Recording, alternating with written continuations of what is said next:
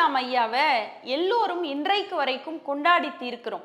அப்படி கலாம் ஐயா அவர்களிடம் நான் படித்த விஷயத்திலே வியந்த ஒரு விஷயத்தை இங்க பதிவு செய்கிறேன். ஒரு நாள் ஜனாதிபதி மாளிகைக்குள்ளே முதலாக பதவியேற்று அவர் நுழைகிற போது அந்த மாளிகையினுடைய வெளியிலே நின்றிருந்த ஒரு காவலாளி திடீரென கலாம் ஐயா அவர்கள் உள்ளே வர நுழைகிற போது அவருடைய காலிலே விழுகிறார். இவர் என்னவோ ஏதோ என்று பார்க்கிற போது எதற்கு என்று கேட்கிறார். இல்லை ஐயா, நான் உங்களுடைய ஷூவை துடைப்பதற்காக இங்க பணியில இருக்கிறேன் அப்படின்னு சொல்றார். உடனே அவரை உடனடியாக எழுப்பி கலாம் ஐயா அவர்கள் இனிமேல் உனக்கு இந்த வேலை கிடையாது என்று சொல்கிறார்.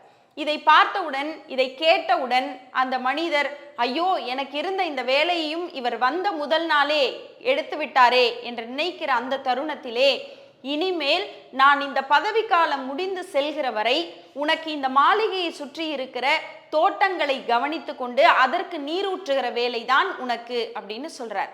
அதற்கு பிறகு காலங்கள் உருண்டோடுகிறது. 5 ஆண்டு பதவிகள் முடிந்து கலாம் ஐயா அவர்கள் நிறைவாக அந்த மாளிகையிலிருந்து வெளியே வருகிற அந்த தருணத்திலே அந்த தோட்டத்திலே நீரூற்றி கொண்டிருந்த அந்த மனிதரும் அங்கே நிற்கிறார் மௌனமாக. அப்போது கலாம் ஐயா அவர்கள் அவரை அழைத்தாராம். அழைத்தவுடன் இவருக்கு ஒன்றுமே புரியவில்லை.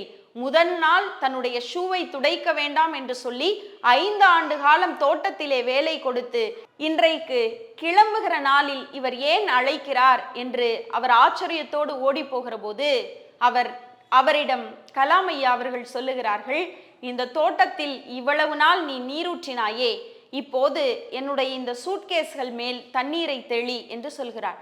எதற்காக இவர் கிளம்புகிற இந்த நாளிலே இந்த சூட்கேஸிலே தண்ணீரை தெளிக்க சொல்கிறார் என்று யோசித்த போது அவர் சொல்லுகிறார், கலாம் ஐயா அவர்கள் இந்த ஜனாதிபதி மாளிகையிலிருந்து கிளம்புகிற போது ஒரு தூசியை கூட தன்னுடைய உடைமைகளின் வழியாக எடுத்து செல்லவில்லை என்பதை இந்த உலகம் அறிந்து கொள்ளட்டும் என்பதற்காக அந்த சூட்கேஸுகள் உடைமைகளின் மேல் தண்ணீரை தெளித்து தூசியை அகற்றிவிட்டு அவர் பிறகு கிளம்பினார் என்பது வரலாறு.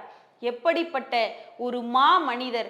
தூசு கூட மாளிகையிலிருந்து எடுத்து வராத அந்த நியாயம், அந்த நேர்மைதான் இன்றைக்கும் கலாம் ஐயாவை உயரத்திலே வைத்து பார்க்க எண்ணுகிறது.